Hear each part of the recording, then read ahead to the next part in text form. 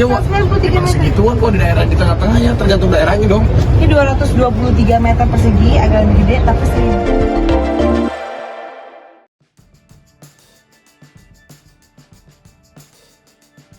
Artis Raffi Ahmad tengah berada di luar negeri. Dilihat dari akun sosial medianya, presenter kondang ini menyambangi Roma, Italia.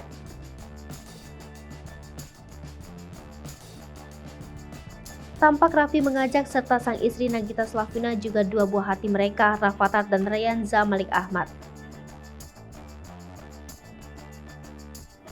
Bukan hanya sekedar liburan, dalam video juga terlihat Raffi dan istrinya Nagita Slavina berencana membeli sebuah rumah di tengah kota Roma.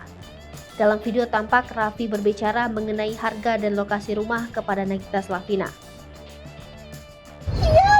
Ya, 193 meter. Segituan kok di daerah di tengah-tengahnya, tergantung daerahnya dong. Ini 223 meter persegi, agak lebih gede tapi 1000. Ayo tinggalin mama yuk, tinggalin nih. Beli itu kayaknya berarti. Emang Ini nyewa. agak jauh nih Gatea di Gaeta.